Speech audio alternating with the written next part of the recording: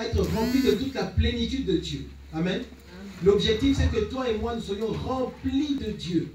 Pas seulement celui qui prêche, pas seulement celui qui est le pasteur ou celui qui est l'apôtre. Mais tel que tu es assis sur cette chaise, Dieu veut que nous soyons remplis de sa plénitude. Amen. Que nous soyons remplis de sa grâce. Que nous soyons remplis de sa puissance. Le Seigneur veut que nous puissions vraiment voir sa gloire se manifester dans nos vies.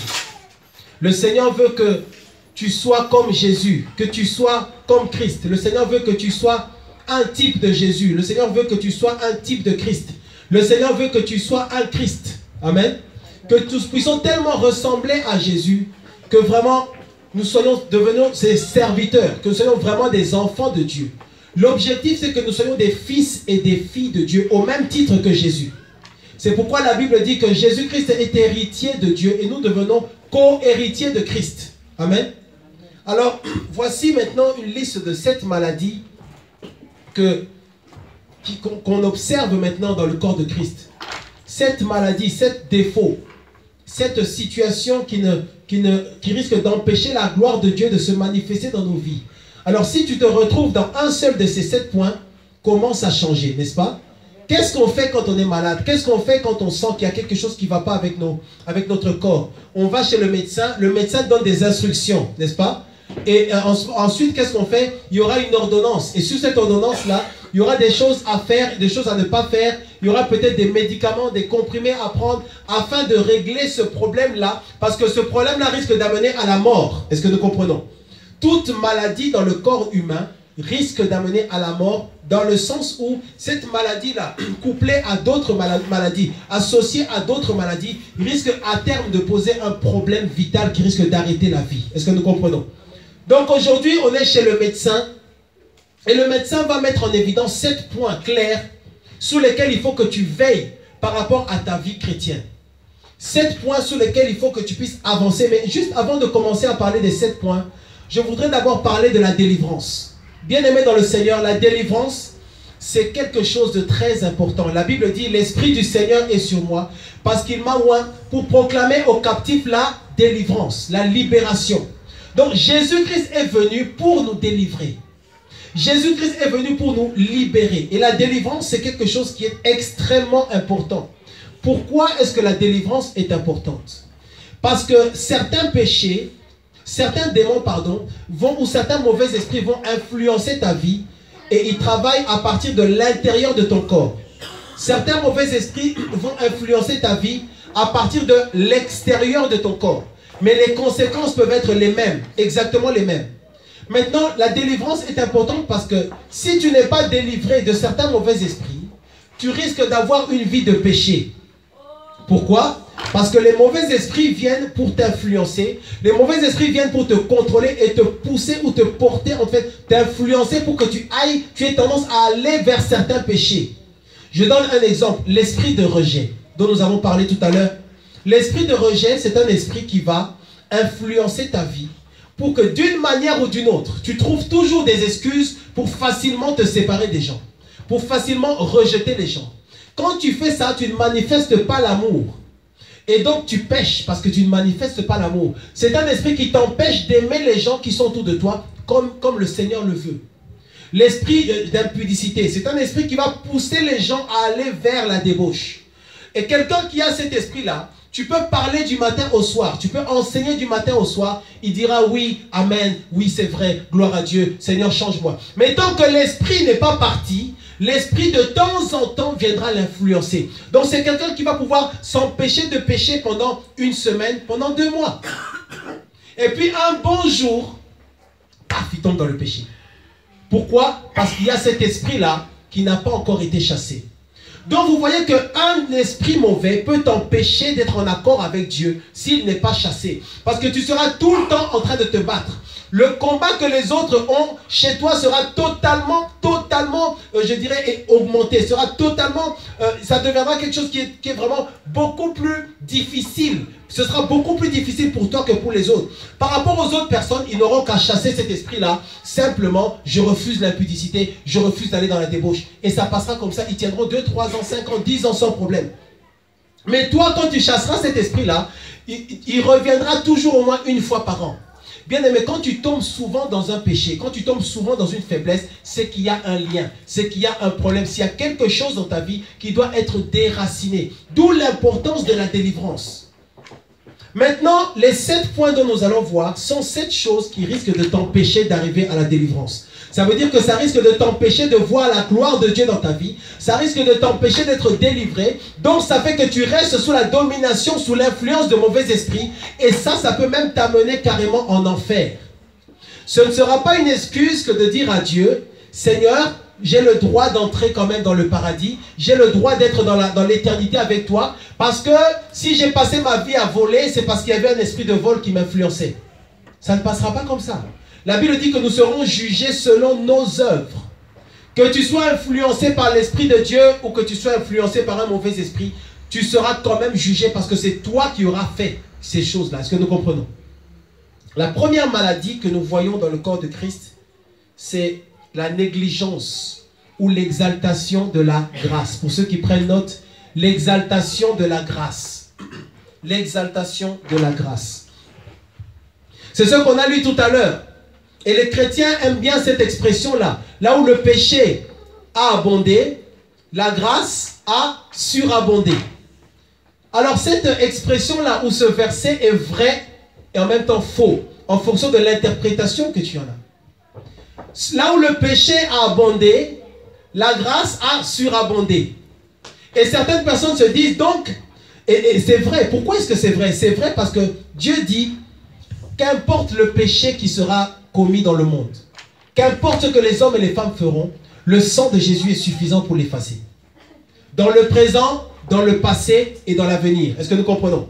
Même ceux qui commettront les crimes les plus atroces dans 20 ans, quand ils prieront, s'ils se repentent devant Dieu, le sang de Jésus agira et ils seront pardonnés. Ils seront en accord total avec Dieu. Et ça, c'est vrai que c'est la doctrine de la grâce. C'est vrai, ça existe.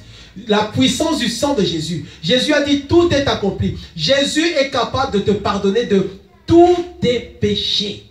Tous tes péchés, il n'y a pas de problème. Le Seigneur est fidèle. Le Seigneur, tant que tu respires, la grâce est disponible. Amen. Tant que tu respires. Maintenant, ça devient faux quand on commence à penser que, eh bien, puisque Dieu dit qu'il me pardonnera, qu'il me pardonnerait tout ce que je ferai, donc, je peux me permettre de vivre et de continuer à vivre de temps en temps dans le péché, puisque de toute façon, quand je demanderai pardon, il me pardonnera. C'est là maintenant qu'on est dans l'exaltation de la grâce. On entre maintenant dans la négligence. On se dit, de toute façon, même si je tombe dans le péché, oui, c'est vrai, c'est mal, mais je vais prier, Dieu va me pardonner. Allez, on va dans l'impudicité. Et puis 2 semaines après, et on sent que ça risque de venir, d'accord? 2 heures avant, oui, mais si je fais ça, c'est pas bien. Dieu n'aime pas ça. Bon, je vais quand même pécher, mais juste après, je demanderai pardon à Dieu. Et je demanderai pardon sincèrement. Et certains d'entre nous sont devenus experts en repentance. Ils savent se mettre à genoux. Oh Dieu, Seigneur, je suis entré dans le péché. Et c'est prémédité.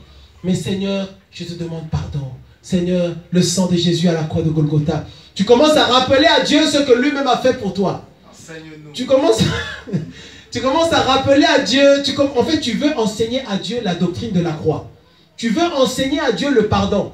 Tu veux motiver Dieu à te pardonner. Seigneur, souviens-toi. Seigneur, tu as dit que tu es juste et fidèle pour nous pardonner. Seigneur, tu es fidèle. Seigneur, pardonne. Et de l'autre côté, tu ne fais aucun effort pour changer. C'est ça la maladie qu'on voit dans les enfants de Dieu. Bien aimés dans le Seigneur, ce que nous disons, ce que nous faisons ici, ce ne sont pas des blagues.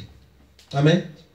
Nous pourrions être en train de faire totalement autre chose. Totalement autre chose. D'ailleurs, même toi, tu pourrais être là ce matin en train de faire totalement autre chose. On est là à cause du nom de Jésus-Christ de Nazareth.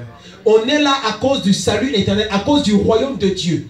Alors, nous devons être sérieux avec les choses de Dieu. Tu dois avoir une relation avec Dieu qui, c'est vrai, est personnelle, mais tu dois avoir une relation qui est sacrée avec ton Dieu. Il y a des choses que tu ne peux pas faire, même si la grâce de Dieu est disponible. Bien sûr, si tu pêches, le Seigneur te pardonnera, ça, il n'y a pas de problème. Personne ne peut te dire que si tu pêches, Dieu ne te pardonnera pas. Dieu te pardonnera.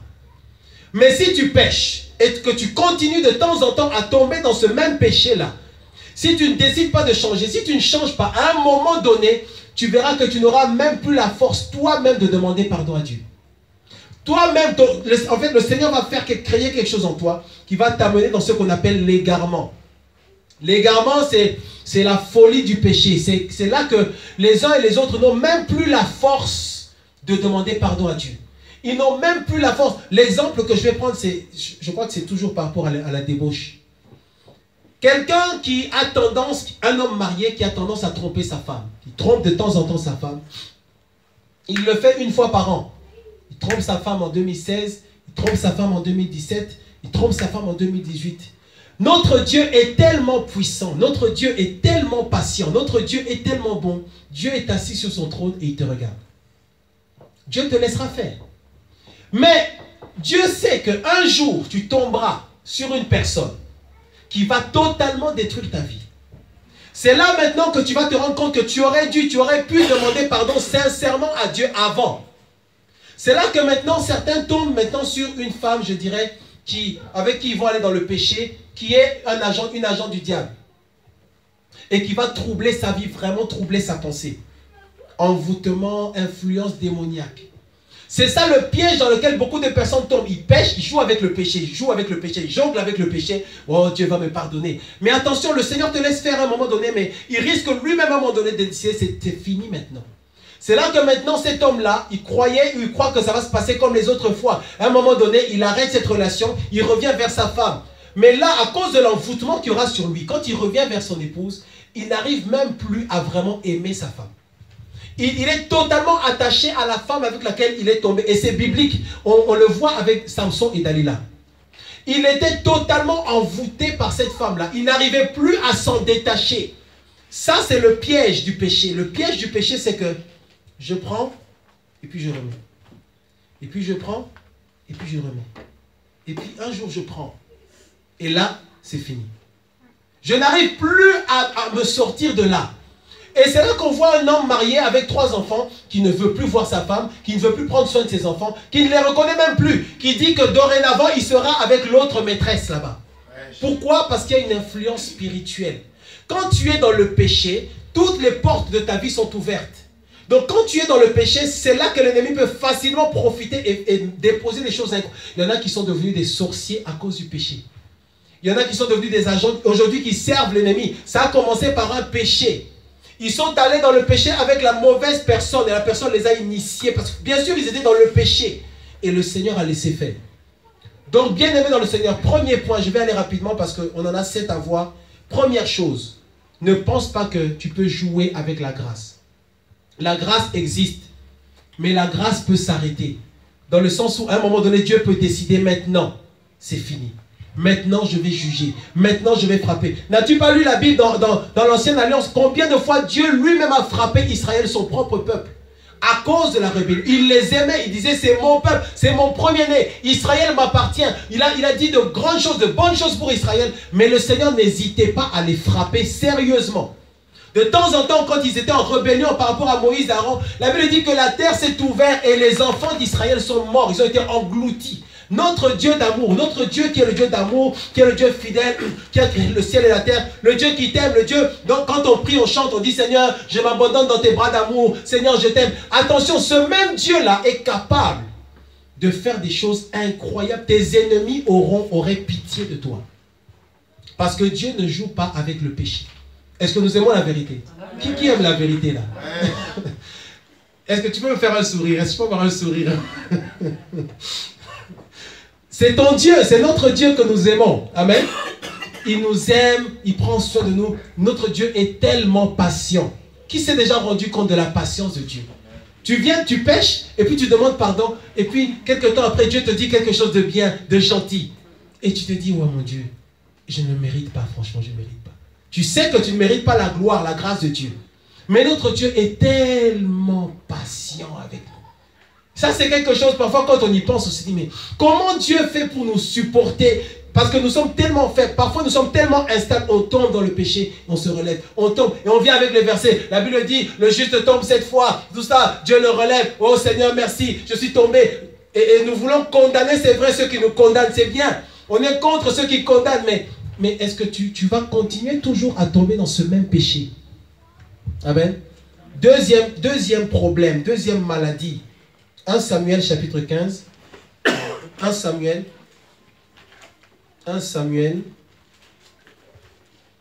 chapitre 15, verset 23. 1 Samuel chapitre 15, verset 23. 1 Samuel chapitre 15, verset 23. Gloire à Dieu.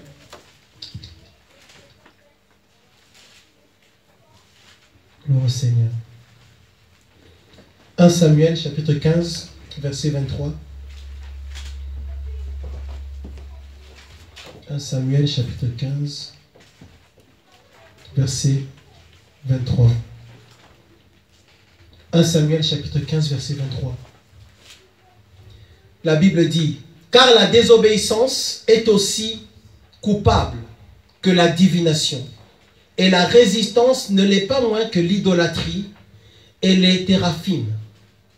Puisque tu as rejeté la parole de l'Éternel, il te rejette aussi comme roi. » Ici, c'est le Seigneur qui reprend le roi Saül par rapport à l'obéissance. Dieu avait donné certaines instructions. Dieu leur avait dit, quand vous irez là-bas, quand vous irez...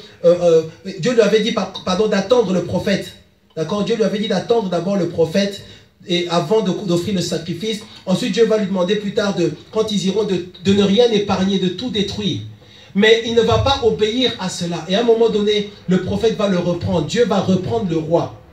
Et il va commencer à donner des excuses. Il va commencer à dire, oui, non, mais c'est parce qu'il y avait le peuple qui m'a demandé tout ça, parce que tu n'arrivais pas. Et le prophète va lui dire de la part du Seigneur, il lui dit, l'obéissance vaut mieux que les sacrifices. L'obéissance vaut mieux que les sacrifices. L'obéissance vaut mieux que les sacrifices. L'obéissance vaut mieux que les sacrifices. L'obéissance est plus importante que les jeûnes que tu vas faire pour Dieu. L'obéissance est plus importante que tous les domaines dans lesquels tu considères que tu offres un sacrifice à Dieu ou que tu te sacrifies pour le Seigneur. Dieu, ce qu'il veut d'abord, c'est l'obéissance. Et la maladie des enfants de Dieu aujourd'hui, c'est le problème de l'obéissance. Est-ce que nous comprenons? Le problème de l'obéissance. Bien-aimé dans le Seigneur, est-ce que tu obéis à ton Dieu? Est-ce que nous sommes obéissants à Dieu? Est-ce que vraiment nous craignons le Seigneur? Est-ce que le Seigneur est content de nous? Est-ce que tu marches, est-ce que tu obéis à ce qui est écrit dans le livre?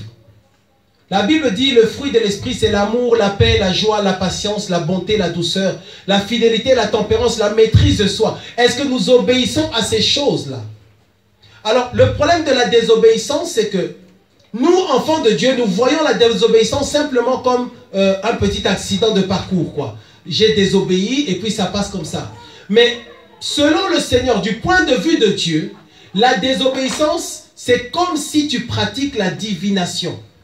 Et la divination, c'est une forme de sorcellerie. Est-ce que nous comprenons? Ça veut dire que selon le Seigneur, quand tu désobéis à sa parole, ça veut dire que Dieu a un point de vue, Dieu a une volonté, Dieu a une orientation. Dieu dit le chemin, c'est par là. Quand tu désobéis, tu prends une autre voie. Selon Dieu, tu pratiques une intelligence ou une connaissance qui ne vient pas de lui. Tu as décidé de prendre une orientation, un choix, un chemin qui ne vient pas du Seigneur de gloire. Le Dieu Tout-Puissant lui dit, la route est là. Quand tu désobéis, tu prends une autre voie. Tu prends la voie de l'ennemi. Tu as la même attitude que Satan.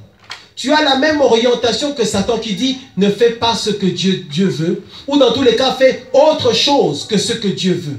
Donc selon Dieu, c'est comme la divination. D'où te vient cette intelligence-là? D'où nous vient cette sagesse-là? D'où nous vient cette idée-là d'oser faire quelque chose qui n'est pas ce que Dieu a dit? Est-ce que nous comprenons? C'est là qu'on parle de sorcellerie. Un jour, il faudra que par la grâce de Dieu, je prêche un message. Le titre, ce sera « Les petits sorciers ». Parce que de temps en temps, les enfants de Dieu sont des petits sorciers. Nous, on croit que le sorcier, c'est celui la nuit, à minuit, il s'échappe comme un oiseau et il va dévorer des gens, il va tuer des trucs. Mais la sorcellerie, c'est la désobéissance. Dis un peu avec moi, la sorcellerie, c'est la désobéissance. Parce que quand on dit le thème c'est la sorcellerie, tout le monde est là, on va parler de la sorcellerie, c'est bien. Mais un jour on va dire que le thème c'est la sorcellerie, derrière on ne parlera que de la désobéissance. Quand tu désobéis, tu pratiques la divination. C'est pourquoi la Bible dit, car la désobéissance est aussi coupable. Donc en fait, tu subirais le même châtiment que quelqu'un qui pratique la divination. Est-ce que nous nous rendons compte de la force de la désobéissance? Donc si Dieu veut s'adresser aux sorciers ou frapper les sorciers, s'il demande aux sorciers de s'asseoir sur ces chaises-là, si tu es dans la désobéissance et qu'il s'agisse que Dieu doit te parler aussi, il te demandera de t'asseoir avec eux. Parce que vous pratiquez la même chose. Vous faites quelque chose, vous avez des idées qui sont totalement opposées ou différentes de ce que Dieu dit. Alors d'où est-ce, à ton avis, mon frère, ma soeur, d'où est-ce que ça vient? D'où vient cette attitude-là qui fait que les enfants de Dieu ne veulent pas être obéissants au Seigneur? C'est une maladie. Et cette maladie-là, cette semence-là doit être traitée. Si tu veux arriver à la délivrance, si tu veux avoir la vie éternelle, la première délivrance, tu dois savoir, c'est la délivrance du péché. Il est venu nous libérer de la puissance du péché. La puissance du péché qui est la puissance de la mort. Amen. Donc, que ne sois pas trompé par la grâce. On a un problème avec la désobéissance. Ne marche pas dans la désobéissance. Faire ce que Dieu ne veut pas. Faire sciemment ce que Dieu ne veut pas. Tu sais que Dieu ne veut pas ces choses-là, mais tu les pratiques quand même.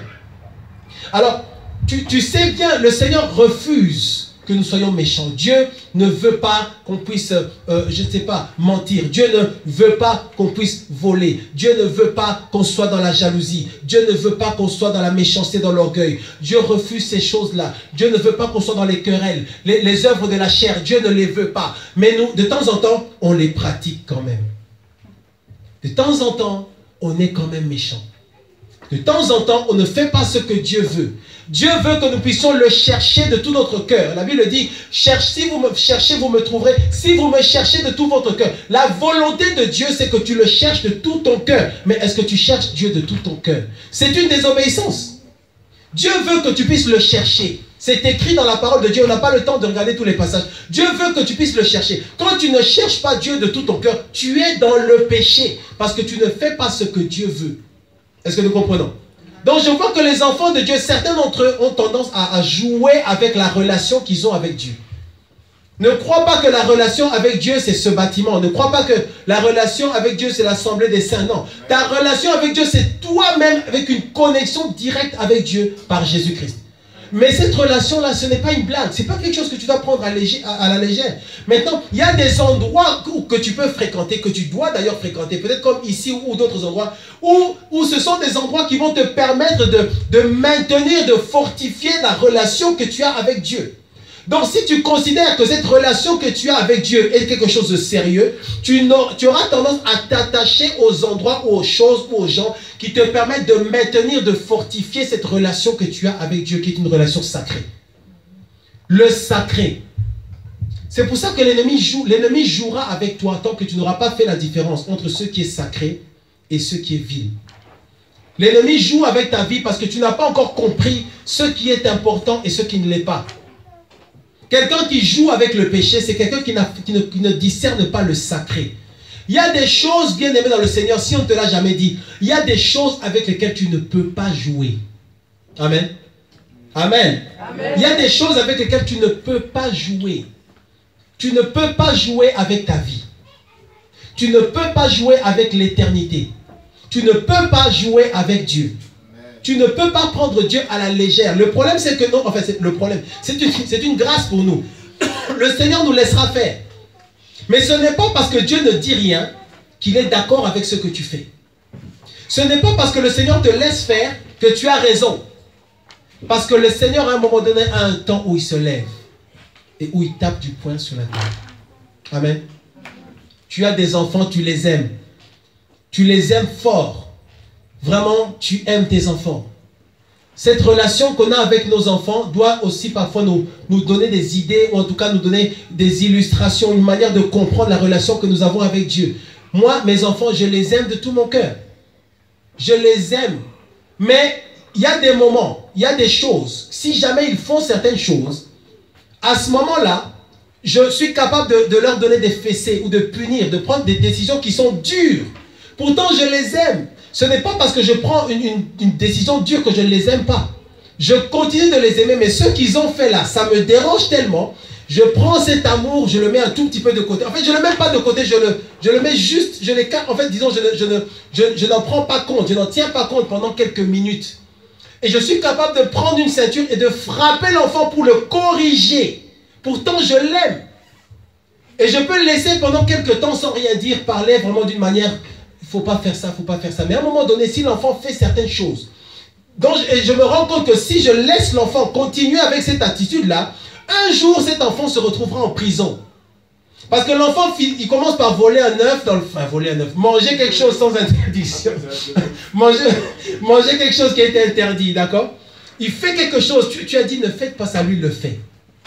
Et tu remarques que de temps en temps, cet enfant ne fait pas ce que je dis. Donc ça veut dire qu'un jour, l'enfant risque de ne pas obéir à la loi du pays. Et de se retrouver derrière les barreaux. Et après, on sera derrière les barreaux. Oh, vraiment, c'est dommage ce qui s'est passé. Vous savez que souvent, ce qui arrive aux enfants, c'est une conséquence de l'éducation qu'ils ont eue par rapport à leurs parents. Allô? Si tu aimes tes enfants, commence à les éduquer. Commence à les... Débrouille-toi pour qu'ils soient droits. Ce soient des enfants qui soient honnêtes, qui obéissent, qui écoutent. Parce que sinon, quand ils grandiront, ils n'auront pas de référence. Ils se permettront de faire n'importe quoi. Alors, nous qui sommes hommes et femmes, qui ne sommes pas parfaits, nous avons cette attitude-là envers nos enfants. Alors, imaginez Dieu. C'est là que dans Genèse, Dieu dit à un moment donné à Adam et Ève, sortez du jardin. Je vous ai créé, je vous aime. Je suis le Dieu d'amour. Personne ne pourra aimer mieux ou plus que moi. Mais là, avec ce que vous avez fait, Adam et Ève, dehors. Est-ce que nous voulons que ça nous arrive un jour? Craignons Dieu. Amen. Dis à ton voisin, crains Dieu. Dis-lui, crains Dieu. Le message pour toi, c'est que tu dois craindre Dieu. Qui veut avoir la crainte de Dieu? C'est ça que Dieu veut, c'est que tu aies la crainte. Qui aime la vérité? Est-ce que je dis c'est faux? Qui sait que ce que je dis est vrai? Crains Dieu. Bien-aimé, crains Dieu. Tu ne sais pas quand tu mourras. Tu ne sais pas. La terre sur laquelle on marche là, un jour, ce sera notre toit. Crains Dieu tant que tu es là. Marche dans la crainte du Seigneur. Parce que le Seigneur, tu peux te laisser vivre pendant 400 ans sur terre. Mais ce n'est rien du tout par rapport à l'éternité. Donc marche dans la crainte du Seigneur. Troisième point, ce que j'appelle le tourisme spirituel. Dis un peu à ton voisin, le tourisme spirituel. Le tourisme spirituel. Lundi, je suis à l'assemblée. Dimanche, je suis à l'assemblée des saints. Dimanche prochain, je vais dans une autre assemblée. En fait, chaque dimanche, je vais dans une assemblée différente. Et chaque mois, je change les endroits que je fréquente. C'est ça qu'on appelle le tourisme spirituel. Ce n'est pas bien le tourisme spirituel. Est-ce que je parle à quelqu'un? Ce n'est pas bien d'être dans le tourisme spirituel. C'est-à-dire que tu n'es pas stable. Bien aimé, vous devez savoir, les païens ont une expression que, la première fois qu'on m'a dit cette expression-là, ça m'a fait sourire et je me suis dit, waouh. Les païens aussi, ils ont une forme de sagesse. La personne me dit, tu sais, le chien il a 4 pattes. D'accord? Mais malgré que le chien a 4 pattes, il ne peut aller qu'à un seul endroit à la fois. Est-ce que c'est vrai ce que j'ai dit là? Et le chien, malgré ses 4 pattes-là, il ne peut pas se séparer ou envoyer ses 2 pattes avant à gauche et ses 2 pattes arrière à droite. Il ne peut pas faire ça. Est-ce que nous comprenons? Est-ce que toi, tu crois qu'avec tes 2 jambes, tes 2 pieds-là, tu vas pouvoir être à 2 endroits en même temps ou aller dans 2 directions différentes? Tu ne peux pas. Le Seigneur le sait. Dieu a prévu des choses pour toi. La Bible dit que, car je connais les projets que j'ai formés pour vous. Donc, ça veut dire que, écoutez le raisonnement. Dieu sait, Dieu a un chemin tracé pour toi. Suis le mouvement de mon doigt. C'est un chemin comme ça. Dieu sait que tu dois passer par là, et puis tu iras là. Et ça fait partie de son plan. Donc, ça veut dire, si tu vois quelqu'un, ou aussi même si c'est toi-même, qui a tendance à être partout, là, ce n'est pas Dieu. Est-ce que nous comprenons le raisonnement? C'est simple. D'accord? Dieu a un chemin. D'accord? Dieu, c'est un chemin comme ça. Pour toi. Tant que tu es sur la ligne rose là, tu es dans le plan de Dieu. Mais tu ne peux pas être à 50 endroits en même temps. C'est un signe qui montre que tu n'es pas dans le plan de Dieu. Dieu ne peut pas te dire que soit en même temps dans 40 églises, soit en même temps dans 40 assemblées. Ça ne marche pas comme ça. Amen. Notre Dieu est un Dieu d'ordre. Demande à ton Seigneur, Seigneur, indique-moi l'endroit où je vais aller. L'endroit que je vais fréquenter pour le temps que tu voudras. 2 ans, 3 ans, 5 ans. Selon le plan de Dieu. Et quand Dieu voudra t'amener ailleurs, le Seigneur lui-même t'amènera et tu resteras stable là où tu es. Dieu souvent dans sa parole dit au prophète, va à tel endroit, j'ai demandé à la femme de te nourrir. Maintenant lève-toi et va dans un autre endroit. Il dit à Israël, levez-vous maintenant, allez camper à tel endroit. Dieu a un plan merveilleux pour toi et c'est par étapes que ça se passe. Ce n'est pas possible d'avoir un enfant de Dieu qui vit dans le tourisme spirituel. Et c'est dangereux aussi, pourquoi? Parce que, étant donné que tu n'es pas dans le plan de Dieu, quand tu vas à plusieurs endroits en même temps, l'ennemi t'y attend. L'ennemi t'attend toujours quand tu n'es pas dans le plan de Dieu. Est-ce que tu comprends? Quand tu te lèves à 3 heures du matin et que tu vas à un endroit qui n'est pas l'endroit un endroit que Dieu voulait que tu puisses fréquenter, eh bien c'est Satan qui t'attend là-bas. Nous ne devons aller que là où ça constitue le plan de Dieu. Et ceux qui sont dans le tourisme spirituel aussi ramassent beaucoup de démons, beaucoup de mauvais esprits. Parce qu'ils vont à des endroits sans aucun discernement. Ils ne prient pratiquement pas avant d'aller à ces différents endroits-là. Et vous savez, il y a certains endroits, le fait seulement de te poser seulement la plante de tes pieds là-bas, eh bien tu es attaqué spirituellement. Est-ce que nous savons ces choses-là? Ça se passe au niveau des assemblées, des salles des assemblées, au niveau même des maisons, des appartements des uns et des autres. Tu ne peux pas aller n'importe où. Ta vie est tellement sacrée. Tu es un esprit qui vit dans un corps et qui a une âme. Ta vie est sacrée. Tu verras que tu vas seulement à certains endroits. Le fait seulement que tu étais là, à cet endroit-là, il y a des attaques qui viennent sur toi. Si tu es sensible, tu verras que parfois tu rencontres seulement certaines personnes. Tu parles avec certaines personnes. La nuit, tu reçois des attaques. Et quelque chose dit à ton esprit que c'est à cause de là. Le tourisme spirituel. On voit des chrétiens qui, on ne sait pas où ils vont. Alors le problème aussi, c'est qu'ils ont du mal à grandir. Vous savez, quand un endroit est vraiment du Seigneur, il y a certaines choses qu'on y retrouve. On retrouve le Saint-Esprit. Et quand il y a le Saint-Esprit, il y aura forcément la prière. Et il y aura forcément la parole de vérité. Et il y aura forcément la crainte de Dieu. Est-ce que nous comprenons? Il y aura le Saint-Esprit. À cause de la présence du Saint-Esprit, il y aura la prière intense. À cause de cela et de la révélation du Saint-Esprit, il y aura la parole et il y aura la crainte de Dieu. S'il n'y a pas le Saint-Esprit au départ, c'est normal que finalement, on ne soit pas trop intéressé par la prière, on ne soit pas trop intéressé par la crainte de Dieu, on ne soit pas trop intéressé par la parole. Parce qu'il n'y a pas le Saint-Esprit de Dieu. Alors si tu as un endroit comme ça, tu as identifié, repéré un endroit comme ça, et que Dieu te pousse à fréquenter cet endroit-là, vas-y, mais reste-y. Amen. Sois là-bas, reçois la parole qu'il y a là-bas, parce que dans chaque assemblée, dans chaque église, il y a une vision. Dans chaque œuvre de Dieu, il y a une vision. Dieu ne fait pas exactement toujours la même chose partout. Il y a une vision, il y a une orientation. Donc quand tu te trouves quelque part, tu vas manger, recevoir ce qu'on donne là-bas. Et Dieu sait que c'est pendant telle période de ta vie, pendant 5 ans, tu as besoin d'être là-bas. C'est là que je vais te nourrir. Et puis à un moment donné, Dieu te sort de là-bas parce que tu déménages ou pour une autre raison. Et tu vas à un autre endroit. Dieu sait que c'est là-bas que tu vas grandir. C'est là-bas que tu vas recevoir la parole, le lait dont tu as besoin pour avancer, pour que la gloire de Dieu se manifeste dans ta vie. Est-ce que nous comprenons? Dis à ton voisin, arrête le tourisme spirituel. Arrête de te promener. Arrête de te... Bien-aimé dans le Seigneur, vous savez, moi, si je vois, si je sens, je perçois que tu as tendance à te promener à gauche, à droite, je n'investirai pas en toi. Je ne prendrai pas mon temps pour vraiment passer beaucoup de temps à prier pour toi, tout simplement. Amen. Allô?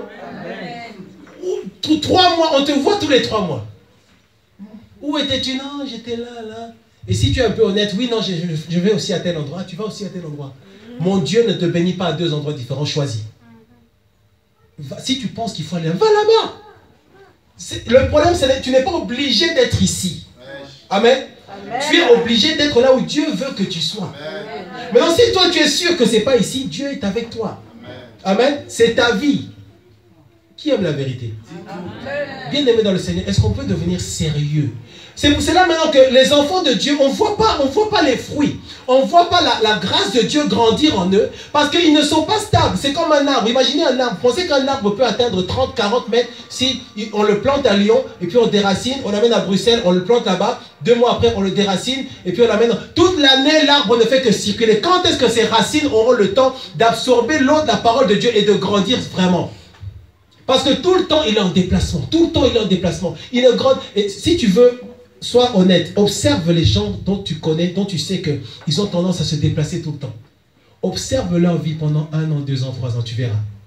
Il n'y a rien de consistant. Ils connaissent beaucoup de gens, ils connaissent tous les pasteurs, ils connaissent tous les séminaires, toutes les réunions, toutes les manifestations. Ils font partie des comités d'organisation de tout. Mais eux-mêmes, il n'y a rien de... Bon, maintenant, ça fait 2 ans que tu circules partout. Qu'est-ce que tu fais maintenant? Qu'est-ce que Dieu fait avec toi? Qu'est-ce que tu as reçu? Et après, quand ils viennent, ils sont chargés spirituellement. Quand on prie pour eux, il y a des mauvais esprits qui parlent de leur bouche. Ah, tu es venu ici, voilà. Mais où est-ce que tu es allé récupérer ces saletés-là? À force de se déplacer à gauche, à droite. Je répète, tant que tu n'es pas dans le chemin de Dieu, tu es en danger. Tant que tu n'es pas dans ce que Dieu veut pour toi, tu es en danger. L'ennemi t'attend justement en dehors du chemin. Quand tu es dans le chemin de Dieu, Dieu a disposé ses anges pour te garder, te protéger. Tu viens à un endroit où il y a la crainte de Dieu et c'est le plan de Dieu. Sur la route, les anges de Dieu sont là parce que tu accomplis le plan de Dieu pour ta vie. Mais si tu prends le train pour aller à Grenoble, pour aller à un endroit, je ne sais pas, où ce n'est pas le plan de Dieu, qui te protège sur la route? Qui te protège? Alors le Seigneur par sa grâce te protège, mais un jour, il peut permettre des choses pour que tu ouvres les yeux. Souvent, les problèmes, les difficultés des uns et des autres, ça constitue en fait des avertissements de Dieu. Le Seigneur permet des choses pour que tu ouvres les yeux, que tu essaies de comprendre. Alors j'avance. Première chose, l'exaltation de la grâce. Deuxième chose, la désobéissance. Troisième point, le tourisme spirituel. Quatrième point, la tiédeur. La tiédeur. La tiédeur. Les enfants de Dieu qui ne fréquentent pas, qui ne viennent pas aux réunions, ou qui ne viennent pas régulièrement aux réunions. C'est une forme de tiédeur. Pourquoi? La réunion des enfants de Dieu, ou l'assemblée des saints, je dirais, c'est le cas de dire par rapport à cette assemblée, c'est biblique. La Bible dit que Pierre et Jean, ils étaient un jour en train d'aller au temple. Donc ça existe de sortir de chez toi et d'aller à un endroit où il va y avoir une réunion, un rassemblement. La Bible dit que Jésus-Christ entrait dans les synagogues. Donc la notion de rassemblement d'enfants de Dieu, c'est quelque chose qui est biblique, c'est quelque chose qui existe. La Bible dit là où 2 ou 3 sont réunis en mon nom, je suis là. Donc c'est normal, biblique, correct et vrai de se sortir de chez soi, de fermer son appartement, de prendre sa clé, de la mettre dans son sac, de prendre les transports, sa voiture, ce qu'on veut, et de venir à une réunion, c'est normal. Maintenant, si tu ne le fais pas assez, tu es en train toi-même de travailler contre ta propre vie, pour les vraies assemblées, pour les vrais endroits. Est-ce que nous comprenons? Là où Dieu agit, là où Dieu vraiment travaille, il y a des choses qui peuvent se passer selon ce que Dieu veut faire dans la vie, dans les vies de ceux qui sont présents à ces endroits-là. Maintenant, si tu as repéré un endroit où il y a le Saint-Esprit, où il y a la crainte de Dieu, où il y a la vérité, où il y a la prière, et que tu négliges de venir à ces réunions-là, tu travailles contre ta propre vie. Est-ce que nous comprenons? Parce que ta vie, c'est quelque chose de sacré. Ne pense pas que quand tu viens aux réunions, tu viens pour faire plaisir à tel frère ou à telle sœur. Quand tu viens à une réunion, tu viens dans une attitude où tu te dis, je viens pour recevoir du Seigneur. Amen. Je ne viens pas pour faire plaisir au frère Bachi, je viens parce que ça va plaire à mon Dieu. Seigneur, je ne viens pas prier un homme, je viens prier le Seigneur de gloire et Dieu me le rendra. La Bible dit qu'il y avait une femme qui était dans une réunion quelque part et Jésus était là. La Bible dit là où 2 ou 3 sont réunis en mon nom, je suis là. Mais cette femme-là, quand il y avait cette réunion, elle était là et elle souffrait, elle avait le dos courbé. La Bible dit que Jésus était là, Jésus se lève, Jésus dit, femme, aujourd'hui, tu es libérée, tu es délivrée de ton infirmité. Parce que cette femme-là était au bon endroit. Elle avait l'habitude de venir. Jésus dit maintenant, d'ailleurs c'est une fille d'Abraham, elle a été en captivité pendant plusieurs années. Un mauvais esprit qui troublait sa vie. Mais comme elle était là, c'est là que Dieu a décidé ce jour-là de toucher sa vie. Quand tu vas à une réunion, quand tu viens ici, tu dois te mettre dans la Seigneur, aujourd'hui fais-moi grâce. Tu te prépares chez toi, tu te prépares à la maison. Maintenant, les enfants de Dieu qui ne sont pas réguliers, bien aimés, c'est un mauvais esprit. C'est un esprit qui veut t'empêcher de recevoir ce que Dieu a pour toi. Et il y a des gens qui, vous savez, quand Dieu agit, quand Dieu se manifeste, moi j'ai tendance à penser qu'il y a toujours d'autres personnes qui auraient pu en bénéficier, mais qui ne sont pas là. Satan sait que tu risques d'aller à un endroit et là-bas tu risques d'entendre. Je ne parle pas forcément de délivrance et de guérison. Je parle aussi d'une prédication ou d'un enseignement qui va changer ta vie. Est-ce que tu sais qu'il y a des prédications et des enseignements qui peuvent changer ta vie? Tu entends seulement une parole et ça t'ouvre l'esprit. Tu te sens libéré parce que tu as reçu la parole qui te donne la vie. C'est quand nous parlons, quand je parle, bien aimé dans le Seigneur, tu dois faire très attention. Et ça, je ne dis pas ça pour me glorifier. Je dis ça par rapport au fait que je connais le principe de Dieu. Quand je parle là, quand nous parlons, quand un serviteur de Dieu parle ou prêche, quand c'est dans la vérité par le Saint-Esprit, de temps en temps, quand il parle là, c'est Dieu qui parle. Est-ce que nous comprenons? Donc chacun doit maintenant ouvrir son oreille spirituelle, son cœur pour recevoir, entendre qu'est-ce que Dieu me dit aujourd'hui. Qu'est-ce que Dieu me dit? On chante cette chanson, Jésus, tu as les paroles de la vie. Il a les paroles qui vont faire que tu vas t'approcher de lui. Il a les paroles qui vont faire que quand tu vas les mettre en pratique, ta vie va changer. Vous savez, moi, personnellement, la plupart des grands changements dans ma vie sont arrivés par révélation, par la parole de Dieu. Amen. À un moment donné, le Seigneur attire mon attention sur certains points. Et à un moment donné, je me rends compte, mais c'est Dieu qui en ce moment est en train de me parler sur le pardon. C'est Dieu en ce moment qui m'enseigne sur le pardon. Et quand je vais dans un séminaire ou je vais ailleurs, je reçois toujours des choses qui concernent. Quand ça se passe comme ça, Dieu est en train de te parler. Tu sais, si Dieu veut te dire quelque chose, il va faire que quand tu viendras ici dimanche, je dirai quelque chose qui sera ce que Dieu veut que tu dises. Si tu ne l'écoutes pas, c'est pas grave. Tu iras à la maison, tu vas te mettre sur YouTube, tu vas regarder un message, paf, ce sera la même chose, le même sujet. Et tu vas te dire comment ça se fait que c'est la même chose qui passe. Et après, ta cousine t'invitera à un séminaire à Lyon quelque part. Tu vas aller là-bas, tu vas t'asseoir, paf, le même sujet. Et c'est là que tu sauras que Dieu te parle. Si Dieu veut te parler, tu risques de prendre ta brosse à dents. Avant de la mettre dans ta bouche, ta brosse à dents te dit tu dois changer, tu dois pardonner. Parce que Dieu veut que tu changes. Dieu peut te parler par un animal, par toutes les circonstances. Donc fais attention, va aux réunions, tu dois être présent dans les réunions pour recevoir la parole de Dieu. Il y a des choses que certains d'entre nous font, des choses qui se passent. Quand j'entends ça, je dis mais est-ce qu'on n'a pas enseigné sur ce point-là? Est-ce qu'on n'a pas enseigné sur ces choses-là?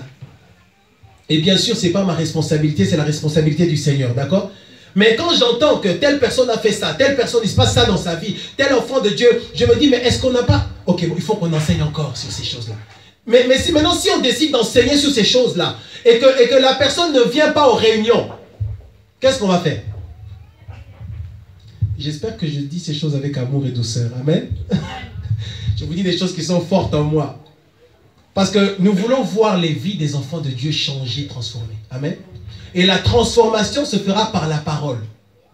Maintenant, si on dit qu'il y a une piscine de Bethesda quelque part, si tu n'es pas à côté de la piscine pour être jeté dans cette piscine-là, dans cette eau-là, au bon moment, qu'est-ce qu'on doit faire? Tu crois qu'on va prendre la piscine et l'amener chez toi à la maison? Dis à ton voisin, tu dois venir aux réunions. Et de temps en temps, je t'appellerai pour t'encourager à venir aux réunions. Ça, c'est entre parenthèses. Amen. Alors, aujourd'hui, quand on appelle les frères et sœurs pour les encourager, il y en a qui le prennent comme si c'est... comme si on les supplie. D'accord? Soyez concentrés. C'est comme si on mendie leur présence. D'accord? Ça passe un peu comme ça. Au début du ministère, quand on le faisait, on se disait, mais attends, mais franchement, quoi? Est-ce qu'on n'a pas autre chose à faire? Dieu, vraiment, regarde la situation dans laquelle il nous met. Aujourd'hui, c'est comme si on mendie la présence des gens. On appelle le frère pour lui demander pourquoi il n'est pas à la réunion, alors que s'il vient à la réunion, il recevra une parole pour sa propre vie à lui, et pas pour moi. Maintenant, moi, je prends mon temps, samedi après-midi, ou je ne sais pas quand, pour t'appeler, pour te demander, frère, pourquoi est-ce que tu ne viens pas? Tu dois venir recevoir la parole, tu sais, Dieu t'aime. Alors, moi, je n'ai pas de problème avec ça, c'est le travail que Dieu a donné, d'accord? Mais quand on t'appelle comme ça, quand un serviteur de Dieu t'appelle comme ça, ne le prends pas à la légère dans le sens où ouais, il m'appelle encore parce qu'il veut que je sois là-bas dans son église. Mais ce n'est pas son église, c'est l'église du Dieu vivant. Il fait ça parce que c'est son travail. Il est comme un chauffeur de bus, il s'arrête à l'arrêt, il klaxonne, pip, pip, il ouvre la porte, vous montez. Si tu montes, tu montes. Si tu ne montes pas, ce n'est pas une honte. Mais à toi qui fais ça et qui n'écoute pas, attention, Dieu te dira un jour, Dieu te demandera, j'ai mis mes serviteurs sur ton chemin, j'ai mis mes bergers sur ton chemin, ils t'ont proposé de venir aux réunions. C'est vrai, ils étaient vrais. Mais tu n'as pas écouté, tu l'as pris à la légère. Tu faisais le fier. Ah ouais, non, mais il veut toujours m'appeler pour que je vienne aux réunions, tout ça. Mais bien aimé, si tu viens aux réunions et que le Seigneur te parle et que ta vie change, qui gagne? C'est toi ou moi? Allô? C'est toi ou moi? C'est toi. Amen. Donc le fait de ne pas fréquenter l'endroit où il y a la présence du Saint-Esprit, où il y a la vérité, tu es en train toi-même de... C'est comme si on te dit, ce médicament-là va te guérir du cancer. Pour prendre ce médicament, il faut que tu ailles tous les mercredis à 12 avenue Berthelot, je ne sais pas, à 16 h. Toi, de temps en temps, tu y vas, puis de temps en temps, c'est bon quoi. Mais quand tu fais ça, c'est toi-même qui bloque ou qui ralentit ta délivrance, ta guérison, parce que ta délivrance est dans le médicament qu'il y a à cet endroit-là. Est-ce que nous comprenons? Est-ce que je peux avancer? Alors, 5e point, le fanatisme. Le fanatisme. Dis un peu le fanatisme.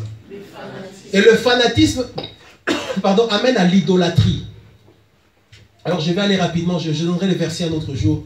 Un jour, l'apôtre Paul était en train d'exercer le ministère quelque part. Les gens qui étaient à côté ont commencé à... Ils ont failli commencer à l'adorer, à les considérer comme s'ils étaient des dieux. Et de temps en temps, à un autre endroit dans la Bible dit que certains disaient, moi je suis de Paul, moi je suis de Paul, moi je suis d'Apollos, moi je suis de telle personne, tout ça. Bien aimé dans le Seigneur, Dieu n'aime pas ces choses-là. Dieu n'aime pas le fanatisme. Tu n'es pas là pour adorer, glorifier ou élever un homme. Tu es là pour élever, adorer et glorifier Jésus-Christ de Nazareth, notre Seigneur. Amen. Le fanatisme, c'est quand... En fait, ça part d'un bon sentiment, je dirais d'un sentiment sympathique. Tu aimes l'endroit, tu aimes la personne, tu apprécies ce que Dieu fait à tel endroit. Tu es content de ce que Dieu fait et c'est une bonne chose. Merci. Tu es content de ce que Dieu fait et c'est une bonne chose. Tu t'attaches à ces gens-là. C'est une bonne chose, c'est normal, c'est humain, nous sommes humains. Mais à un moment donné, si tu entres dans le fanatisme, ça veut dire que si Dieu utilise tellement ces gens-là pour toi, que tu entres dans une forme de séduction, ça devient maintenant du fanatisme.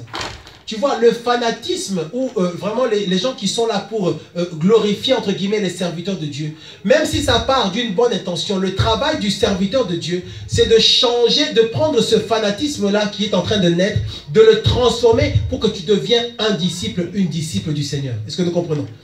Donc certaines personnes, certains enfants de Dieu sont faibles. Ils ont tendance à commencer à glorifier leur assemblée ou à glorifier leur pasteur.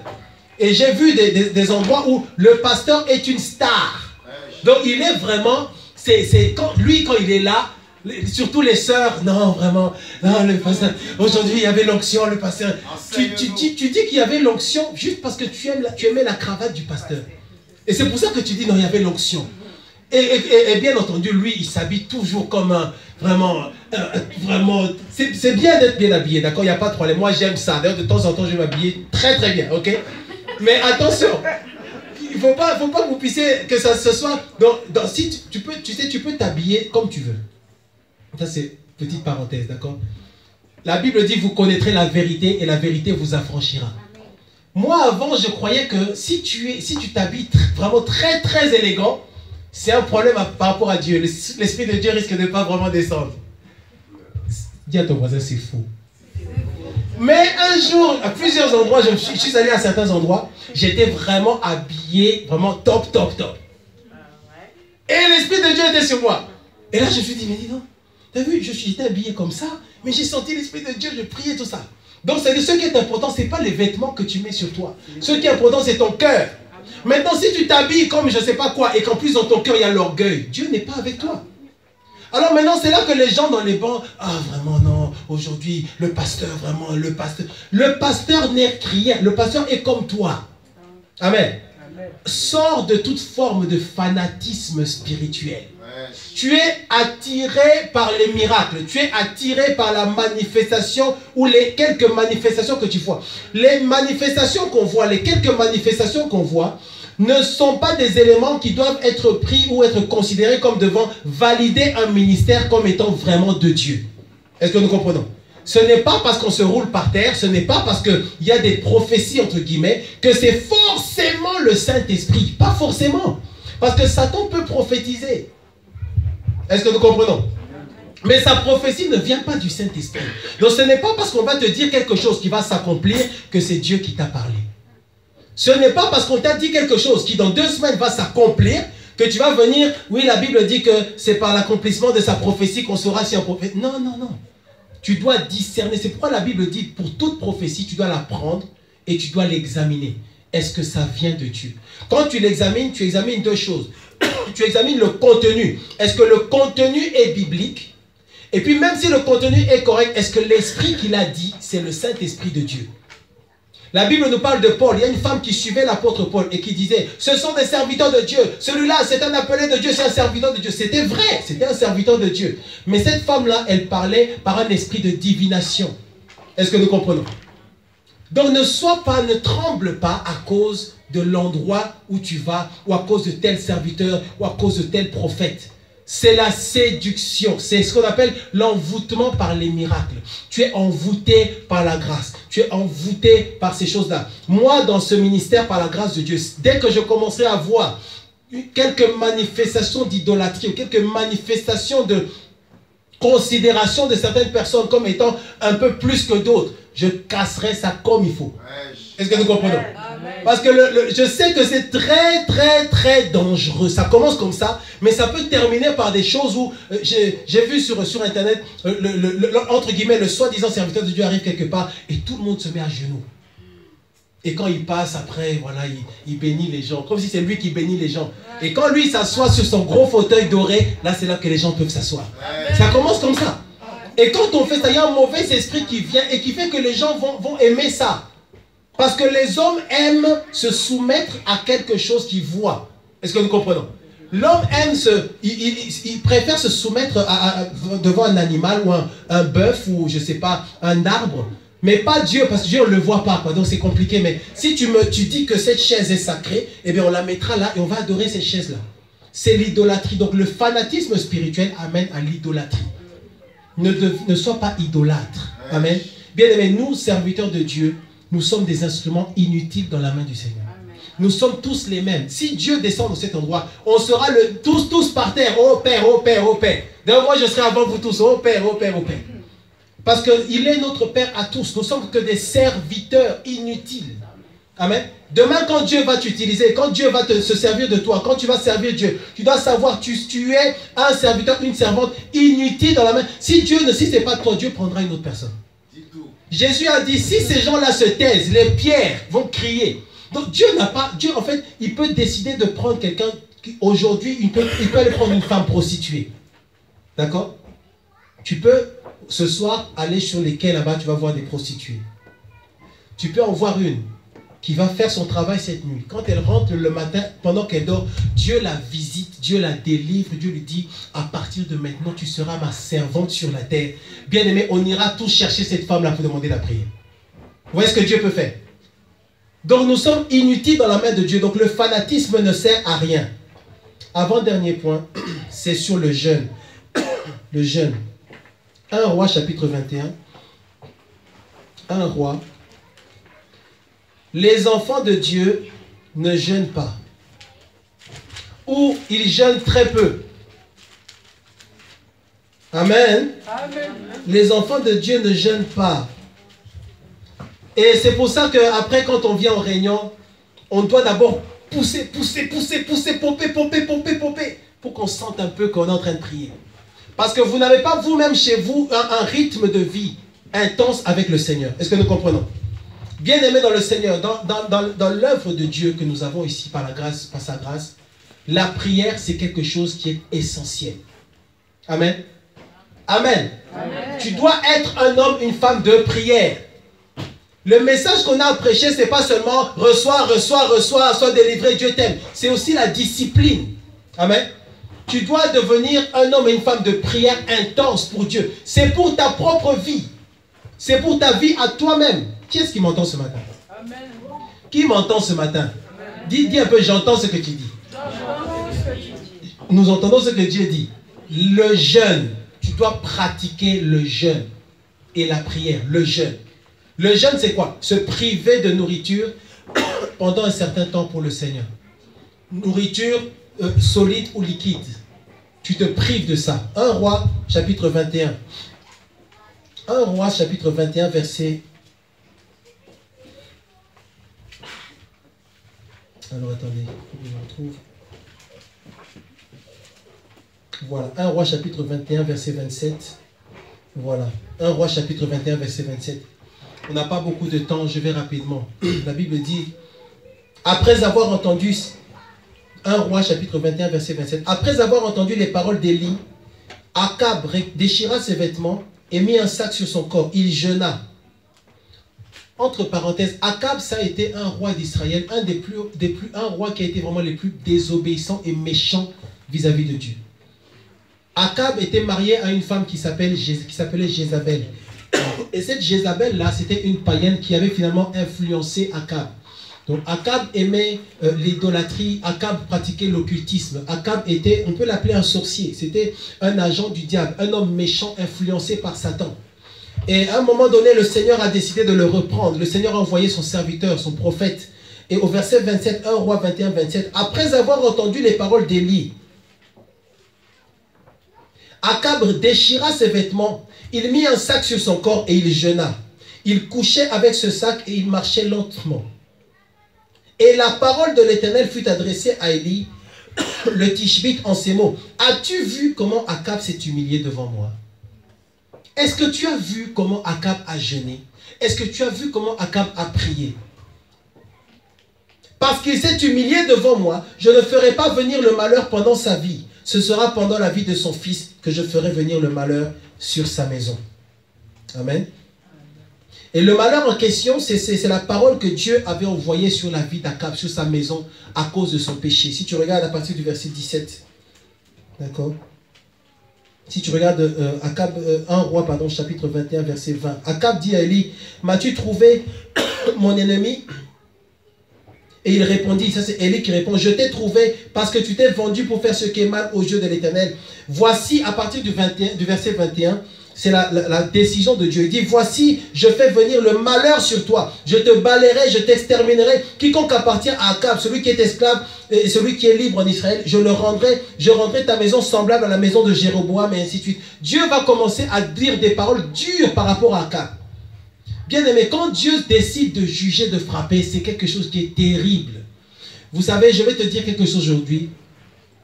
Fais attention que Dieu ne te rejette jamais. Ne te mets jamais dans une position où Dieu lui-même va te rejeter ou s'opposer à toi. Ne te mets jamais dans une position où Dieu va décider de te frapper. Tu sais, les hommes peuvent te frapper, Dieu te délivrera. L'ennemi peut t'attaquer, te frapper, te mettre dans une prison, Dieu t'en délivrera. Mais si Dieu lui-même décide de te prendre dans sa main et de te frapper, qui pourra te délivrer? Qui pourra te délivrer? Alors ce qui s'est passé ici, c'est que après avoir entendu ces paroles-là, Akab a décidé de jeûner, de chercher Dieu, de supplier Dieu. Il s'est humilié devant le Seigneur.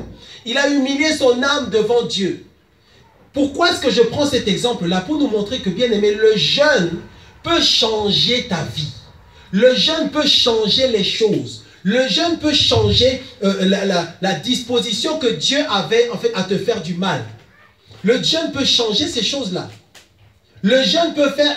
en fait, ça ne va pas changer Dieu. Le jeûne ne change pas Dieu. Le jeûne fait seulement que tu te connectes maintenant au principe de Dieu.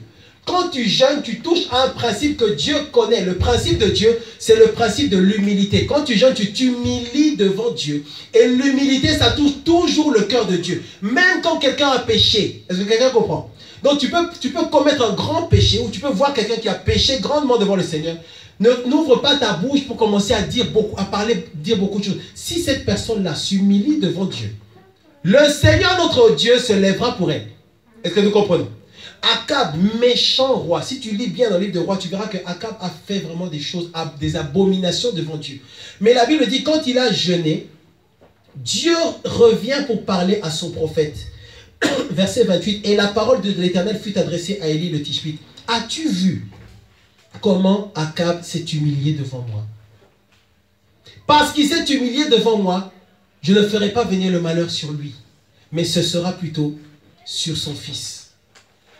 Qu'est-ce que ça veut dire? Au début, quand je lisais ça, je me disais, oui, mais donc Dieu dit que finalement, il va frapper l'enfant, quoi.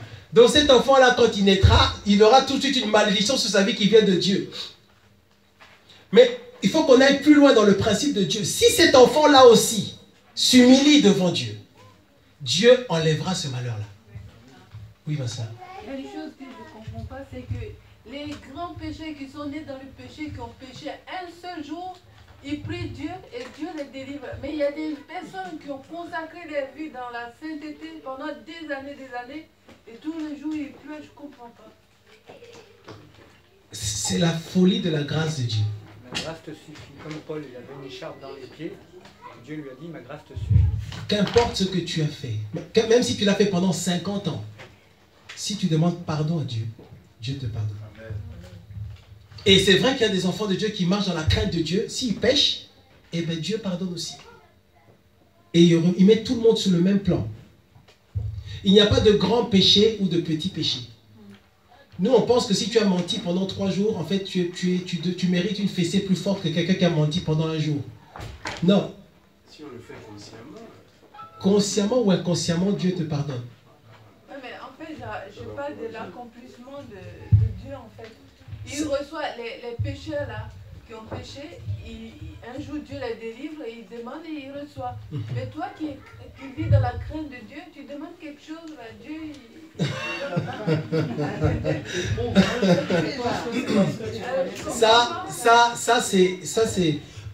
c'est le miracle de la grâce de Dieu. C'est-à-dire que, moi je le vois avec vous, vous savez que je le vois avec vous.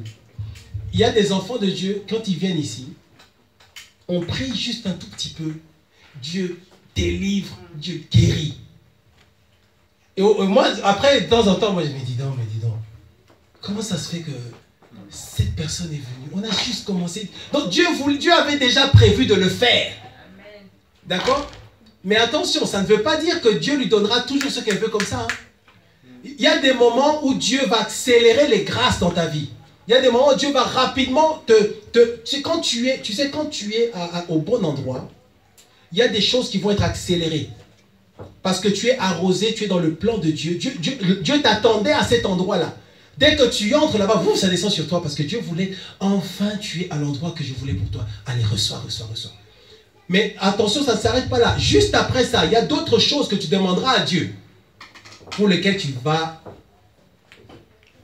attendre. Donc, il ne faut pas qu'on pense qu'il y a certaines personnes, pour tous ceux qui demanderont à Dieu, Dieu leur donnera comme ça en 2 secondes. Non. Il y a des moments où on a l'impression que ça va très vite, mais c'est juste pendant un certain temps. À un moment donné, ces mêmes personnes-là, va leur poser des questions et te diront, ma soeur, tu sais, je demande ça à Dieu, et ça fait 5 ans, Dieu n'a pas donné, qu'est-ce que je dois faire? Donc ça, c'est la grâce du Seigneur. Mais l'humilité, c'est le principe que Dieu veut et aime par excellence, dans le jeûne. Et entre parenthèses aussi, vous savez, bientôt, nous avons au mois de mars, nous avons 2 convocations importantes.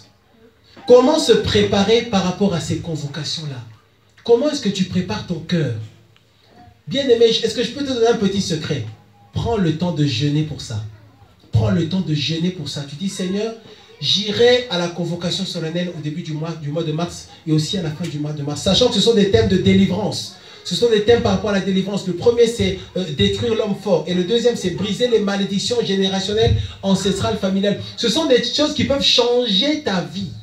Mais tu dois te disposer, te préparer, purifier ton cœur. Avant que le Seigneur puisse toucher ta vie, tu dois te préparer dans le jeûne et la prière. Amen. Dernier point, 2 Corinthiens Actes chapitre 14, verset 22. Actes des apôtres, chapitre 14, verset 22. Vous savez, bien aimé dans le Seigneur, moi je prêche à une assemblée intelligente, d'accord?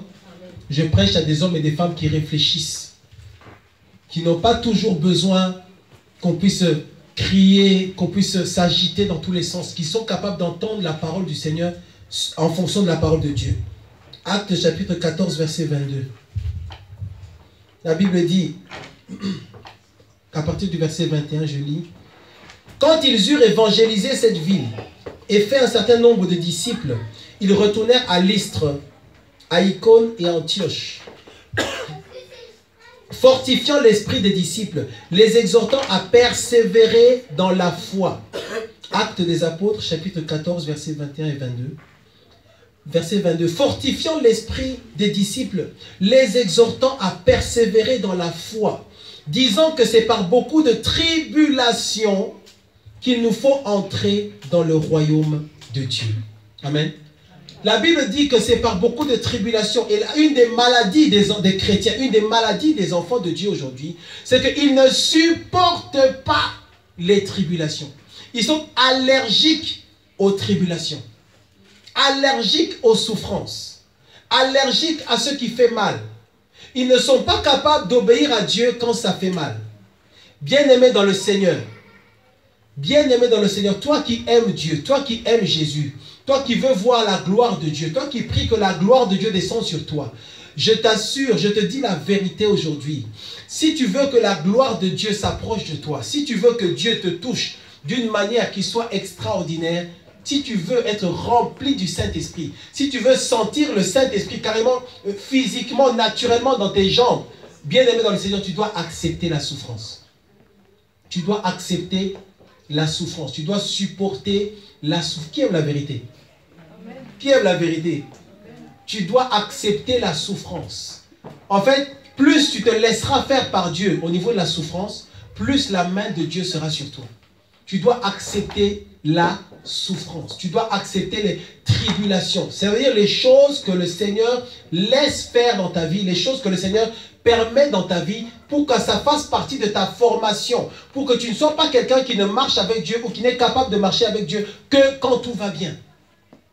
Est-ce que tu es un chrétien de Dieu, un chrétien qui, je dirais un chrétien du dimanche? Tu ne marches avec Dieu que le dimanche. Tu ne marches avec Dieu que quand tout... Dès qu'il y a un peu de pression, tu décroches.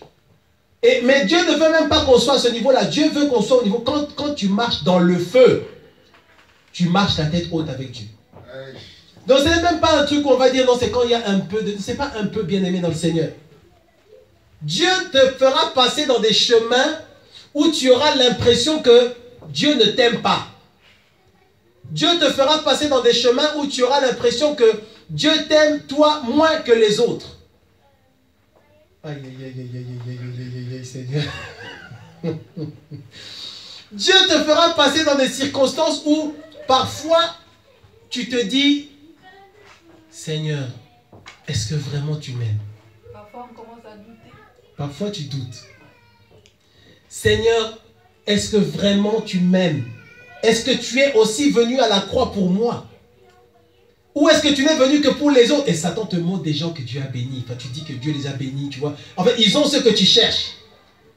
Et tu dis, mais Seigneur, mais et moi, Seigneur, mais est-ce que je suis méchant? Est-ce que je suis si mauvais que ça? Pourquoi est-ce que moi je passe par ce chemin-là? Et parfois, ça prend longtemps. Bien aimé dans le Seigneur, c'est pour ça qu'il n'y a pas beaucoup de vrais chrétiens en bonne santé, qui manifestent la gloire de Dieu, parce qu'on veut être rempli de la gloire de Dieu, on veut être utilisé par le Seigneur. Mais je vous assure, bien-aimé dans le Seigneur, je t'assure, marcher avec Dieu, ce n'est pas pour les bébés. Marcher avec Dieu, ce n'est pas pour les enfants. Est-ce que quelqu'un entend ce qu'on dit ce matin? Amen. Marcher avec Dieu, ce n'est pas pour les... Un jour, je parlais avec un serviteur de Dieu. Vous savez que moi aussi, je suis en contact avec des gens qui sont nos pères spirituels. Quand ça ne va pas ou quand on est affaibli, on les appelle, ils prient pour nous et ils nous conseillent. Et un jour, il y en a un qui m'a dit, marcher avec Dieu, servir Dieu, ce n'est pas pour les enfants. Et ce n'est pas pour ces gens. Seigneur, il faut seulement que tout soit bien parfait. Hôtel 5 étoiles. Seigneur, moi, je ne veux pas d'histoire. Seigneur, moi, les histoires d'attaque, d'empêchement, de combat, là, je ne veux pas. Moi, je veux que ce soit vert. Si tu veux marcher comme ça, tu vas pratiquer la sorcellerie. Si tu veux marcher comme ça, il y a quelqu'un qui s'appelle Satan. Avec lui, quand tu vas là-bas, il te donne ce que tu veux. Et il te le donne vite. Mais en même temps, pendant qu'il te donne ça, dans ce qu'il te donne, il te donne en même temps la mort.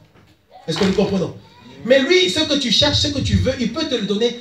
Qui aime la vérité? Il peut te le donner rapidement. Mais en même temps, la mort sera sur toi. Et tu es séparé de Dieu. Mais le Seigneur, pendant que tu attends, il est en train de te former, il est en train de changer ton cœur pour que tu deviennes quelqu'un d'autre. Pour que tu... En fait, ce n'est plus ce que tu penses, ce n'est plus ce que tu sens, ce n'est plus ce que tu veux. C'est seulement ce que Dieu veut.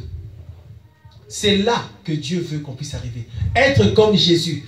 Oh Seigneur, je veux avoir l'onction de Jésus. Seigneur, utilise-moi comme Jésus. Seigneur, je vais être rempli de Jésus. Si tu veux vraiment être rempli de Jésus, tu prends toute la vie de Jésus. Et là-dedans, il y a aussi les souffrances pour Dieu.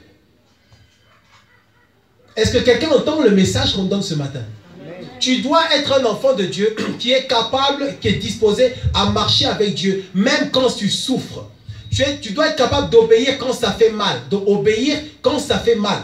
Sinon, tu ne feras pas partie de l'armée de Dieu qui fait trembler Satan et le royaume de Satan. Satan aime bien les enfants de Dieu. Dès qu'il y a une souffrance, il décroche. Ah, Satan les aime bien cela. Dès que c'est dur, il décroche. Ah non, moi, non, c'est bon. Franchement, Seigneur, moi, peut-être que je me suis trompé. Seigneur Dieu, peut-être que je me suis trompé sur toi. Je croyais que finalement, tout allait aller bien, mais Seigneur, peut-être que... Vous savez, un jour, Jean-Baptiste, serviteur de Dieu, appelé à préparer le chemin de Jésus. Jean-Baptiste a pris des jeunes gens. Jean-Baptiste leur dit, allez voir Jésus là. Et dites-lui, demandez-lui un peu, es-tu celui qui devait venir? Ou est-ce qu'on doit en attendre un autre? Vous savez pourquoi Jean-Baptiste a dit ça? La souffrance. Il dit, mais si tu es Jésus, moi je t'ai servi toute ma vie. Comment ça fait que tu n'es pas loin? Tu sais bien que je suis en prison et tu ne fais rien pour moi. Peut-être que ce n'est pas toi. Pourtant, c'est lui, quand il a vu Jésus, il dit, voici l'agneau de Dieu qui ôte le péché du monde. La Bible dira que de ceux qui sont nés de femmes, il n'y en a pas un qui sera plus grand que Jean-Baptiste. Ça veut dire quoi? Ça veut dire que marcher avec Dieu, c'est supporter la souffrance. Si tu es un chrétien qui n'est pas capable de marcher avec Dieu dans la souffrance, tu es malade. Tu as une maladie. Je sens que c'est là que Dieu voulait que vraiment je puisse parler, là, mais on n'a plus de temps. Tu as une maladie si tu ne peux marcher avec Dieu que quand tout va bien. Amen. Amen. Est-ce que Dieu nous parle? Peut-être que le Seigneur voulait que tu entendes juste ça aujourd'hui. Accepte de pleurer. Il y a l'onction dans les larmes. Amen. Il y a certaines personnes, c'est seulement après avoir pleuré que l'Esprit de Dieu vient sur toi. Parce que Dieu voit que tu es capable de pleurer et de t'arrêter de pleurer sans maudire Dieu. Oh Seigneur, Seigneur Dieu, oh Jésus, pourquoi tu fais mes regards, Jésus? Oh, gloire à ton nom, Seigneur. Tu adores l'Esprit de Dieu descend sur toi. Et l'Esprit de Dieu, tu sens maintenant que l'Esprit de Dieu t'amène dans une autre dimension. Avec Dieu, c'est une histoire de dimension. Si tu veux aller haut avec Dieu, accepte la souffrance. C'est ce que le Seigneur m'enseigne depuis longtemps. Et c'est ce que le Seigneur nous enseigne. Et il t'enseignera ces choses-là, que tu le veuilles ou pas. Si tu veux aller loin avec Dieu, si tu veux avoir l'autorité spirituelle, si tu veux être quelqu'un, quand tu pries, l'Esprit de Dieu vient. Parce que Dieu voit que toi, tu marches avec lui, même dans le feu. Tu dois être quelqu'un qui marche avec Dieu, même quand ça te fait mal. Quand Dieu permet qu'il y ait des circonstances qui vont t'humilier, des circonstances qui font que... il y a des moments où Dieu permet peut-être que personne ne te considère. Personne ne te considère. Dieu permet parfois ça. Personne ne te prend au sérieux. Personne ne croit que toi, tu es quelqu'un d'important. Dieu permet. Et tu vois vraiment que en fait, les gens ne font pas attention à toi. Tu vas à genoux devant Dieu, tu pries, Seigneur. Regarde cette situation. La Bible dit, déchargez-vous sur lui de tous vos soucis. Tu prends ton souci, ton fardeau, tu le mets dans la main de Dieu. Et comme tu coopères avec la parole de Dieu, tu coopères avec le principe de Dieu, l'Esprit de Dieu descend sur toi. Il y a un prix à payer pour marcher avec Dieu. Il y a un prix à payer pour voir la gloire de Dieu. Pour nous tous. Le prix à payer, c'est la croix. La croix, c'est la crucifixion de ta chair, ta volonté, tes désirs, tes besoins. Ce que toi, tu veux, ta volonté, ça meurt. Et maintenant, c'est Christ seul qui vit en toi. Tu deviens quelqu'un qui ne vit que pour Jésus, qui ne vit que pour Christ. Ça, c'est le niveau supérieur. Ça, c'est quand on arrête d'être des bébés. C'est ça la maladie des enfants de Dieu. Ils veulent rester des bébés. Dès qu'il y a un problème,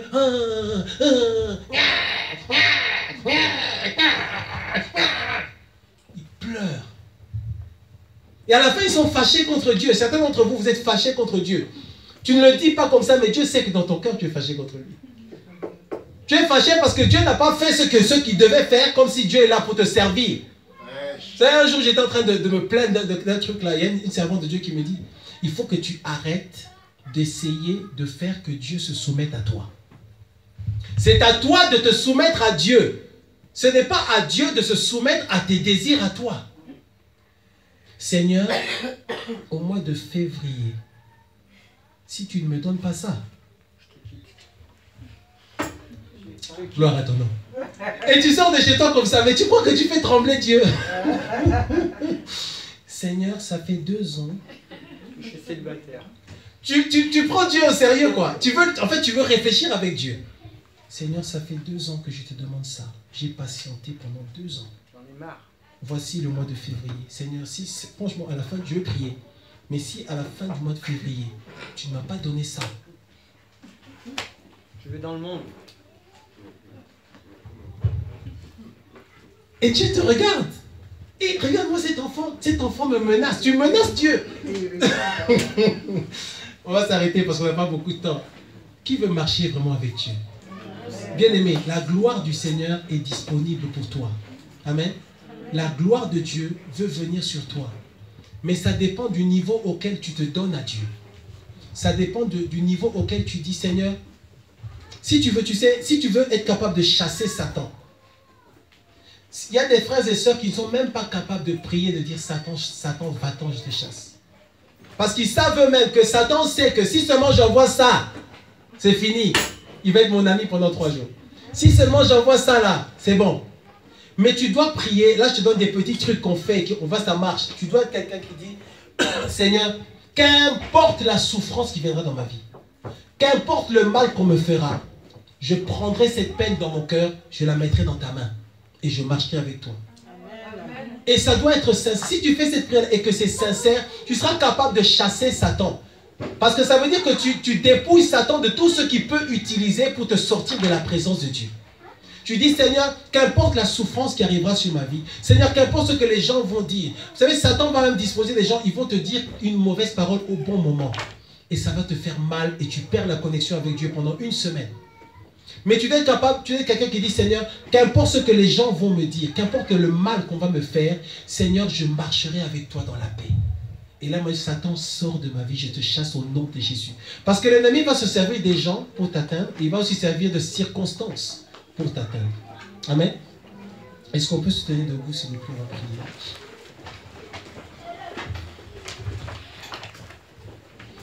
Alors, nous avons dit beaucoup de choses aujourd'hui. Le Seigneur nous a parlé. Tu vas prier ton Dieu et tu vas déclarer à ton Dieu que tu veux vraiment voir sa gloire. Dis, Seigneur, je veux être un vrai enfant de Dieu. Seigneur, je te donne mon corps, mon âme et mon esprit. Je me confie en toi. Ouvre ta bouche et prions le Seigneur. Oh Dieu de gloire, merci pour ta parole. Merci parce que tu es fidèle. Merci Seigneur. Éternel, nous ne voulons pas être des chrétiens malades. Nous voulons, Seigneur, voir ta gloire se manifester dans nos vies. Nous voulons expérimenter ta puissance. Dieu d'Abraham, Dieu d'Isaac, Dieu de Jacob, touche nos vies, Seigneur. Touche nos vies, Adonai. Touche nos vies, Seigneur. Oh Dieu d'Israël, Seigneur, nous venons te demander aujourd'hui. Viens, donne-nous la grâce d'être de vrais enfants de Dieu. Enlève toute maladie, Seigneur. Enlève toute maladie, Seigneur. Nous ne voulons pas être fanatiques. Nous ne voulons pas être des chrétiens négligents. Nous ne voulons pas être des enfants qui ne supportent pas les souffrances ou les tribulations. Nous voulons, Seigneur, voir ta gloire se manifester dans nos vies, Seigneur. Oh Dieu d'Israël, nous te donnons nos vies, oh Dieu. Nous ne voulons pas circuler à gauche, à droite. Nous voulons être plantés à un seul endroit afin de voir ta gloire, afin d'expérimenter ta puissance. Étends ta main sur nos vies, Seigneur. Touche la vie de mon frère, touche la vie de ma soeur. Tu es le Dieu d'amour, mais Seigneur, nous ne voulons pas considérer que la grâce nous autorise à marcher et à vivre dans le péché. Nous voulons, Seigneur, être des enfants qui marchons dans la sainteté, dans le sérieux, dans notre relation sacrée que nous avons avec toi. Étends ta main sur nos vies, Seigneur. Merci, Éternel, parce que tu es le Dieu d'amour. Merci parce que tu nous parles, Seigneur. Éternel, tu nous as repris sur plusieurs points. Touche la vie de mon frère. Touche la vie de ma soeur, Seigneur. Merci parce que tu es vivant. Merci parce que tu es fidèle. Merci parce que tu es juste. Ô Père Céleste, aujourd'hui, Seigneur Dieu de gloire, nous voulons marcher avec toi. Lève les mains vers le ciel. Répète après moi. Seigneur Dieu, je t'invoque ce matin. Je te donne ma vie, mon corps, mon âme, mon esprit.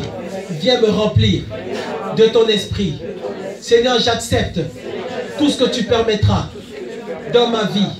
Remplis-moi, Seigneur. Remplis-moi, Seigneur. Qu'importe la souffrance, qu'importe le mal, qui viendra sur ma vie. Je me confie en toi. Je mets ma vie dans ta main. Étends ta main, Seigneur. Je veux être rempli du Saint-Esprit de Dieu. Je veux être rempli du Saint-Esprit. J'accepte de payer le prix pour cela. Remplis-moi, Seigneur. Remplis-moi, Seigneur. Change ma vie. Change mon comportement. Augmente en moi la soif de ta présence, la soif de ta parole, la soif de sainteté, la soif du Saint-Esprit. Je t'aime, Seigneur. Je te donne ma vie. Touche ma vie, Seigneur. Au nom de Jésus-Christ. Au nom de Jésus-Christ. Au nom de Jésus-Christ. Amen. Est-ce que tu peux applaudir le Seigneur? Merci, Jésus.